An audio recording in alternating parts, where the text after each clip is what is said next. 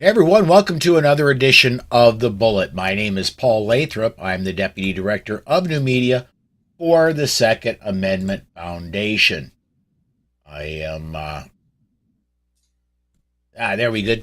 Got just getting hooked up to the Facebook comments. I hope they were giving me a hard time on the Eye on the Target radio yesterday, getting Facebook comments hooked up. Sometimes they came through, sometimes they didn't. But joining me today is the man with the most recognizable backside in Second Amendment media, Charlie Cook. Charlie, of course, is riding shotgun with Charlie, is Charlie's Gungrams, writing shotgun with Charlie, all kinds of other things. Charlie, thanks for coming along for the ride today, man. It is always great to be here, no matter how much you talk about my backside. Well, it's just jealousy, man. It's absolute jealousy. I think someone did point out it's the most recognizable, not the nicest, not the smallest, but not the nicest either. All right. Well, there is something to say about being flat. Anyway, um, let's get started on. I want to, as we go live, I want to remind everybody if you're watching on Facebook or YouTube on the Polite Society podcast feed, you can comment right there on the video. I will supposedly I'll get those comments. Facebook has been being wonky, but I will supposedly get those comments. Charlie and I will talk about those. I'll put them up on the screen. Charlie and I will talk about them on the air. If you're not seeing your comment or if you're watching from anywhere else, go to Twitter and tweet with the hashtag the bullet. And I get those right away all the time.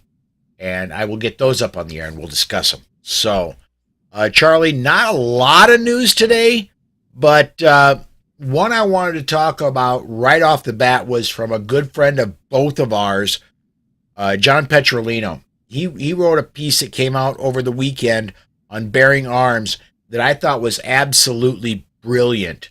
He draws comparisons between Kathy Hochul and I forget his name, the mayor or the governor of Murphy, New Jersey, and Murphy, Gavin Newsom, Hochul, yeah, and Maura Healey from Massachusetts. yeah, and the people that were the Democrats in the 1960s and like 1950s and 1960s that were holding on to segregation after the Supreme Court knocked down segregation.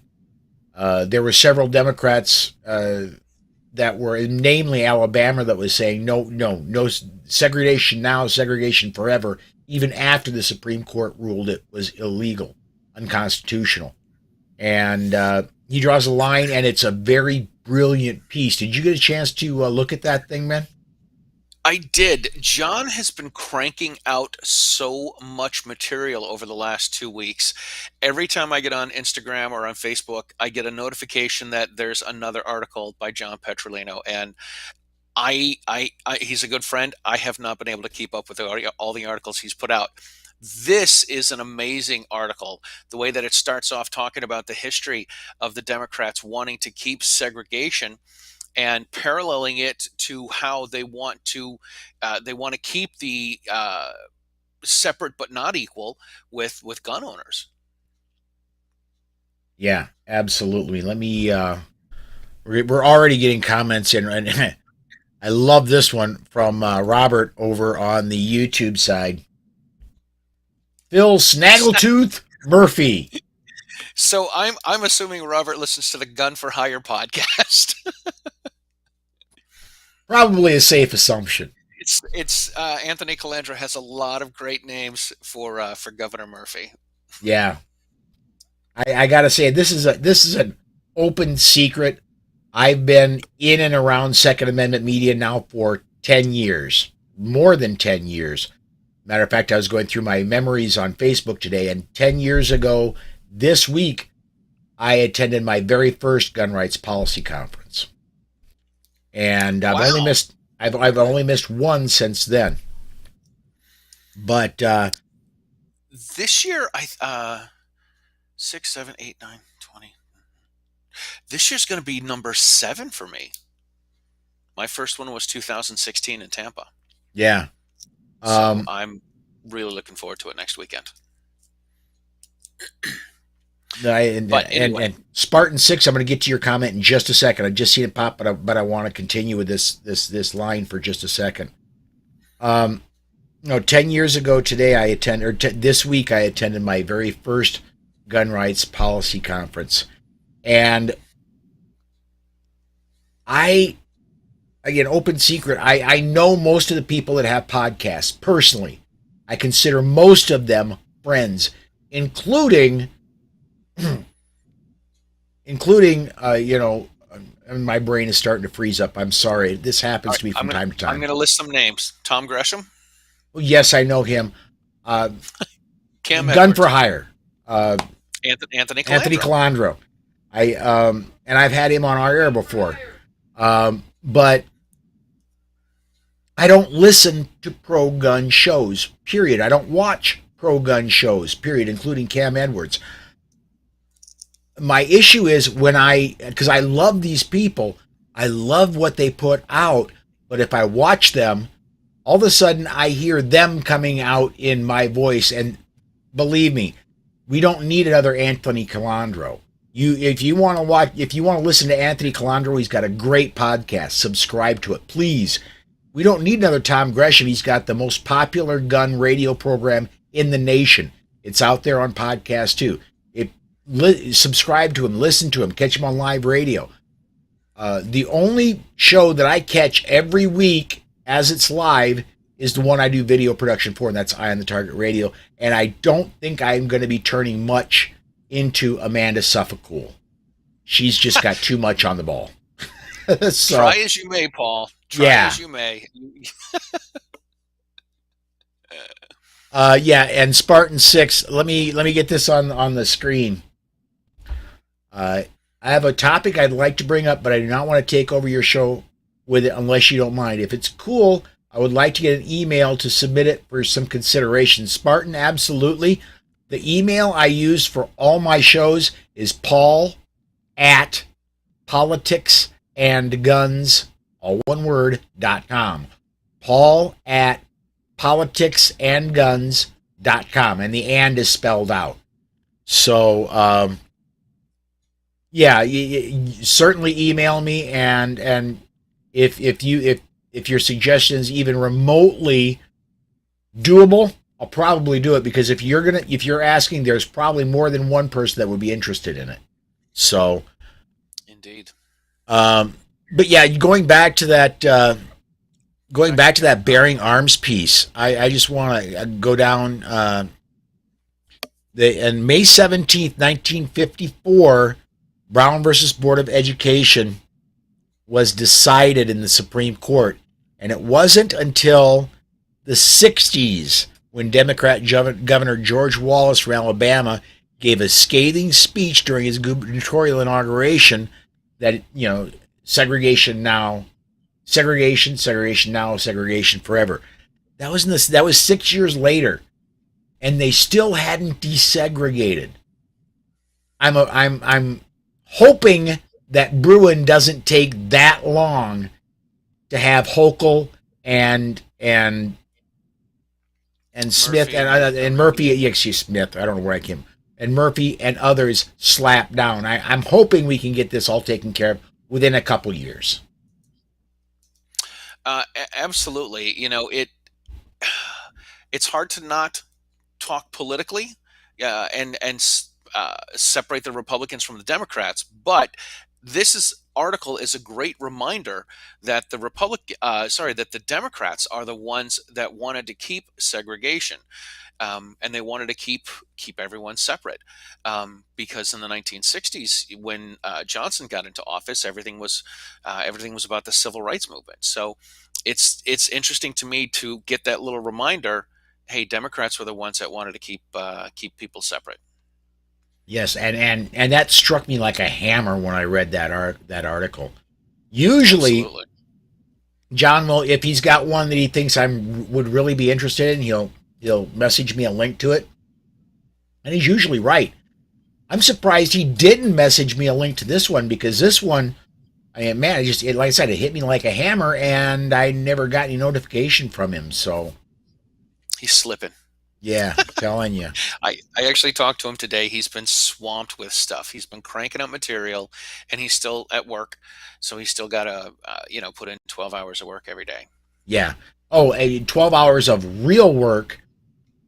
Yes, And then hard he work. does his His side advocacy hustle. stuff. Yeah. Yeah. Wow. We got to find a way to get that man to work full time for second. He's that good. Mm. We need to find a way to get him to work full time in Second Amendment advocacy and writing.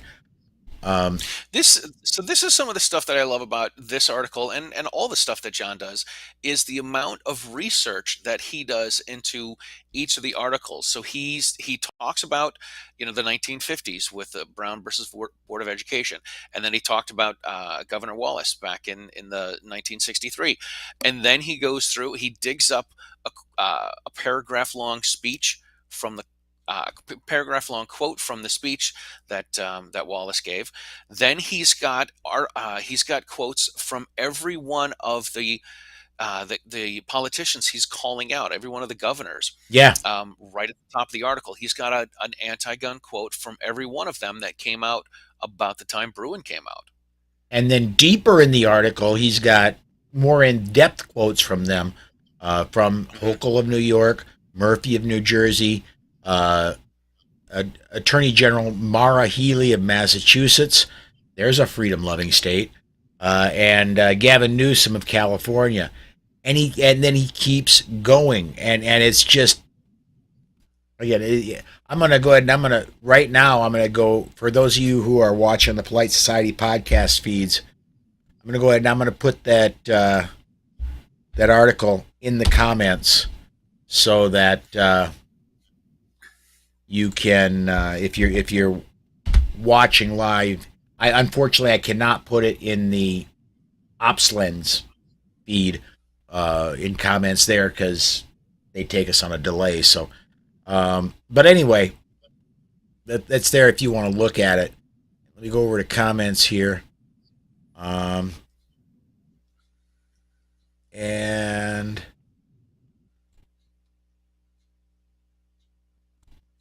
let me get this one up from a man I greatly respect, Timothy Knight. I will take NRA board members and past members who speak for the members, not tough guys who speak strong words before they are elected and then fall in line. You know what? I know what you're talking about, Timothy. Um, what I will say is there are two members up for NRA board this coming time around, both of whom I personally intend on voting for. And I'm not going to vote for any other board members than these two, and that's Amanda Suffolk and Rick Ector. I don't see Amanda It, Suffolk falling in line for anybody. if when voting time comes up, it is important to bullet vote for the people that you really want. Yeah. So pick the candidates that you really want to be on the NRA board of directors, and those are the only people you should vote for. Uh, Another one from from the YouTube side, Robert says, "By the way, Charlie, great interview with Evan." Oh, thank you very much, Robert. I appreciate that. Evan Nappen was great to hang out with and spend some time with. So it was very cool. Thank you. I gotta know. How much did you have to lean on the bleep button when you were editing that? I told him to go easy on stuff, so it wasn't too bad. Okay. Wasn't All too right. bad. I haven't, you know, I hope this doesn't happen, but I don't think I have any strikes on the YouTube. So I've let a couple f bombs go, and I've had a couple of other people use a couple swear words that I've no problems with iTunes and Apple Podcasts, no problems with YouTube. So I don't know if that's a bad sign, but, but like I'm under the radar so much they let me get away with stuff.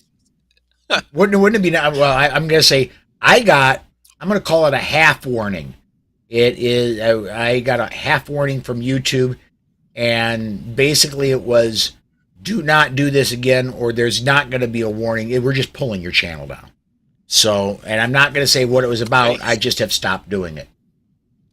Um, gotcha. I'll tell. I think I've told you off air, and I will tell. I will tell you off air, but I'm not going to say it on the air. Let me get this one up from the Facebook side. Michael says New York City's public advocate is asking city, state, and federal officials to help people in under-resourced communities more easily access jobs, healthy food, and affordable housing to prevent shootings. Michael, that sounds great. However, they should arm their teachers and have them shoot back. That'll stop the shootings. Right now. Uh, It and would. I mean, I've said this before. The reason I go. Uh-oh. Go ahead. Yeah.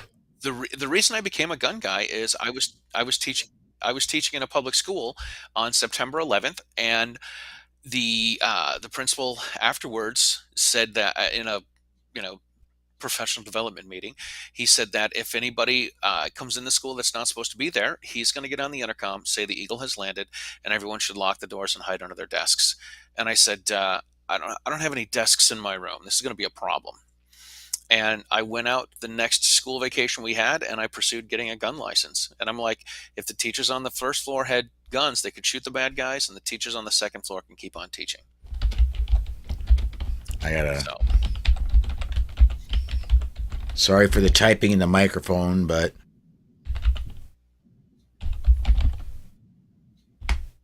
there we go. Just was replying to a Spartan 6 wanted me to give out the email one more time, so I was just putting it in the chat there. But my keyboard is quite gotcha. literally inches from my microphone, so I'm sure it picked up really well.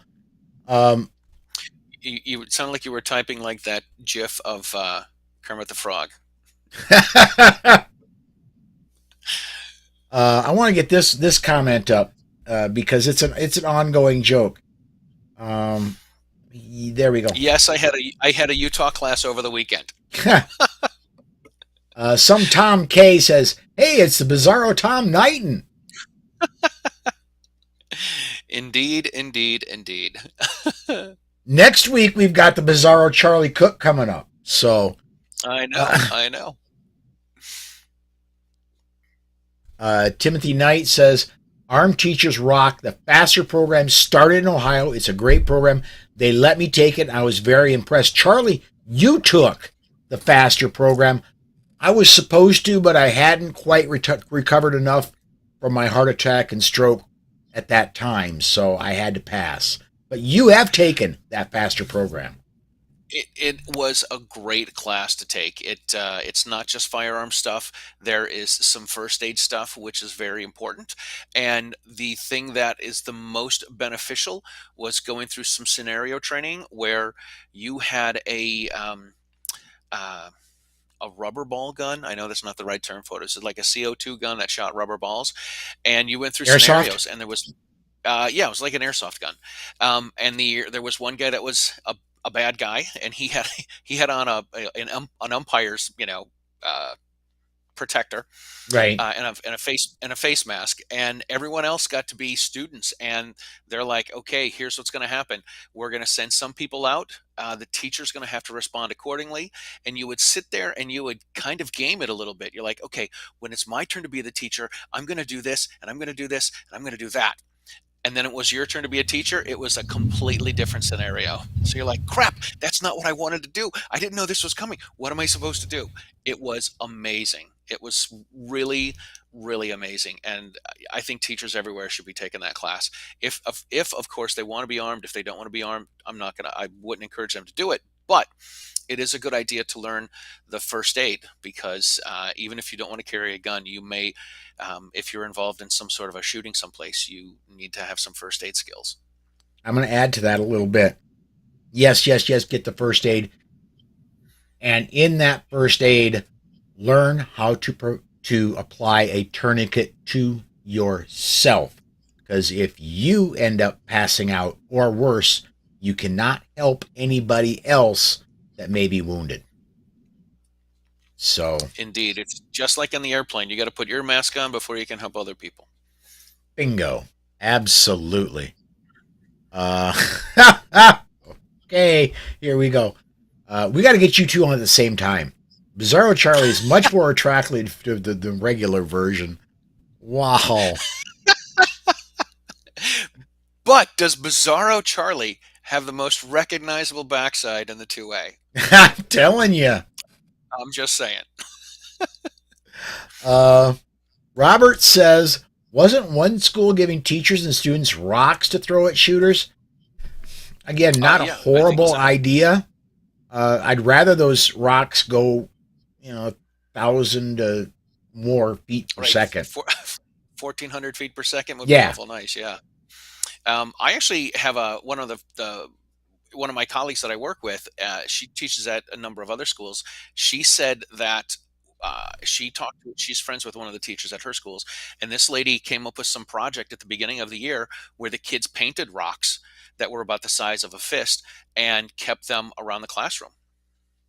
So every kid had their own pet rock, for lack of a better term, and she kept them in the classroom so they weren't too far from each other. So it's not, I mean, it's not about what the tool is, it's about the idea of protecting yourself Yeah. And and for obviously those protecting for those who kids. may be familiar with their Bible from their youth, what did David take down Goliath with? So better Yeah, than with a nothing. rock.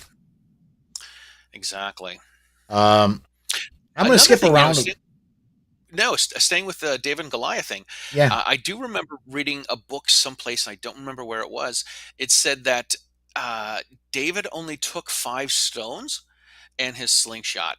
And the reason he took 5 stones is because Goliath had 4 brothers, and he knew he could hit each one of them once, and it would Hmm. incapacitate them. Okay. So yeah, and then of course you take out the big guy, the small guys are going to fall. I want to jump around a little bit. I'm going to go to the last story I had up in show notes, and because it kind of does dovetail into what we're talking about now. Uh, Ted Cruz had a bill up in the Senate. Actually, let me go ahead and read. This is from FISMTV.com. I'm sorry, FISM.TV. Two bills designed to improve school safety by increasing police force presence, locking and alarm systems, and mental health resources were blocked Wednesday when Democratic Senator Chris Murphy objected to the legislation. Senator Ted Cruz presented his Securing Our Schools Act of 2022 and the Protect Our Schools Act for unanimous consent. Together, the bills work to fund and improve school safety for public, charter, and private schools. On top of improving school safety, the legislation would have notably funded 15,000 new mental health professionals in schools. I'm going to kind of truncate it there. Basically, Cruz is known for his pro gun legislation. Murphy wanted to poke a thumb in the eye to Cruz, and because Cruz introduces pro gun bills and Murphy thinks of himself as an anti gun person, he stood up and blocked these bills from just a universal. There's nothing gun related anywhere in either of these bills. The funding was already spent. The funding was coming from unspent COVID-19 funding that already was distributed to schools. They just can't use it for security. This would have freed that up. Murphy just said, "I don't like it because it's Ted Cruz." If this doesn't put right in your face that they don't want to do anything to protect our kids, Yeah. I don't know what does. I mean, what does it say here? Increasing the police force presence, locking and alarm systems and mental health resources, and Connecticut Governor Chris Murphy doesn't want to support it. He's the only one. The article says that Ted Cruz wanted to have a unanimous decision, so it didn't take time. They could just get it going and start to implement this. And Chris Murphy did not want to do that. Yeah. So obviously, let's see who's concerned about our kids, who wants to protect our kids? Not Chris Murphy. Yeah. The only one out of 100 senators.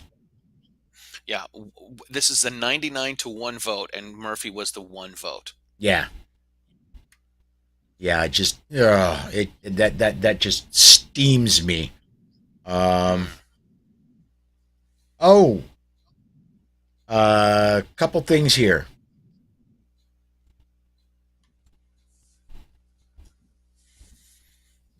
Timothy Knight, a fire extinguisher is not just for fires. Spray and hit. In my younger life, I was a firefighter, a volunteer one, but I was a firefighter. I went through the same training that the professional firefighters here in Sioux. Matter of fact, a few people that are professional firefighters now went through training with me when I went through fire training. Um, I've been hit with a real fire extinguisher. It's not. It's not. It's not the same as tear gas. It's not the same as pepper spray, but it ain't pleasant, and you'll taste funny for a week.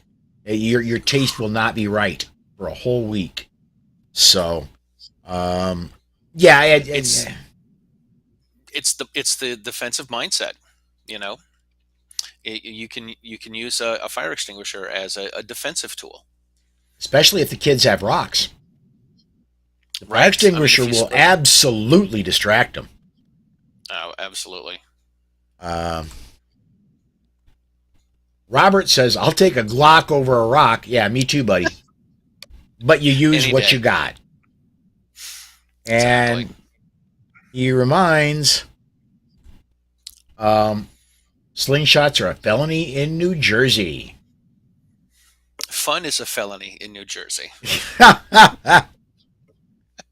Imagine the Well, if it's police not a are felony, it's a misdemeanor. right, right. Um, Mike DeWine says live September 12th. It could be.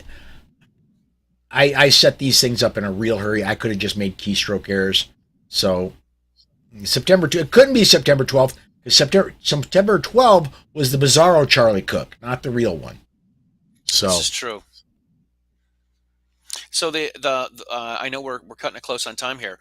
yeah, The paragraph I want to read is a quote from Cruz. It says, "Madam President, the senator from Connecticut just gave us the sum total of his wisdom as he walks off the floor again, which is to say, this isn't real." So it's really him just having a hissy fit in front of everybody, and he's acting like a child. yes. Unfortunately, and I'm not going to say it's exclusively the Democratic Party that does that. I've seen Oh, sure. politicians of all stripes do that, but it is far more common when the party that is in the blue states, that is in control of the blue states, doesn't get their way, that they do that. They just throw a hissy fit and I'm going to take my ball and go home. So yeah, Yeah. we're at 28 after, so we and I've got to turn this thing around. I've got to do polite society in just over 30 minutes. So let's talk about riding shotgun with Charlie and everything else you do, man. What do you want to plug today? Man, I want to plug. You can watch Riding Shotgun with Charlie on YouTube. You can listen to it on in podcast form as well. Either one of those are going to be great. Last week, I put a show out with Bill Dalpy, who is an NRA and a USCCA instructor here in Massachusetts. The next show I'm going to be putting out next week before GRPC and AmCon is the episode I filmed in Detroit with Chris Chang. And so we had a great time talking in the car about all the stuff he's done with from the History Channel, from Top Shot on the History Channel to a little bit of the other show that he did, and writing a book and going from an amateur shooter that really wasn't doing wasn't breaking any records, doing his local competitive shooting to getting onto Top Shot. Yeah. Um, and I gotta say, man, that Chris, that was something, man, because you couldn't get to California, Chris couldn't get to Massachusetts, so you met together halfway across the country.